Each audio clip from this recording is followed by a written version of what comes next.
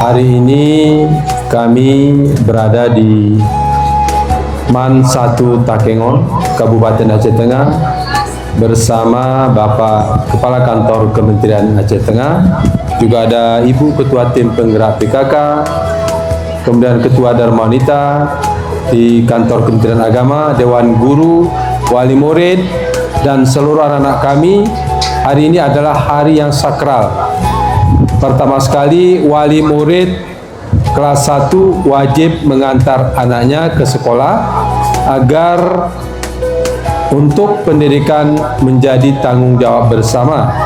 Orang tua juga memiliki tanggung jawab, guru juga memiliki tanggung jawab, dan pemerintah juga hadir mengkolaborasikan agar sinergi bahwa pendidikan itu adalah menjadi tanggung jawab bersama. Ini penyerahan murid dari wali murid ke guru, ini adalah adat Gayo Kabupaten Aceh Tengah. Yang menarik hari ini adalah ada teman kita, saudara kita datang dari Perancis menyaksikan adat budaya kita hari ini. Beliau sangat tertarik, karena apa? Itulah adat.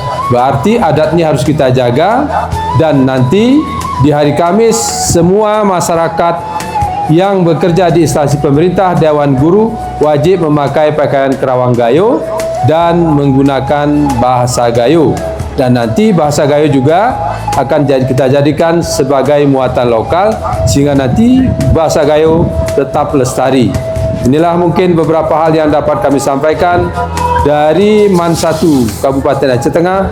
Kami selaku Bupati Aceh Tengah mendukung seluruhnya yang ada, sekolah yang ada di Dataran Tinggi Gayo Kabupaten Aceh Tengah melaksanakan hal yang sama seperti yang kami lakukan di madrasah di MAN 1 Takengon.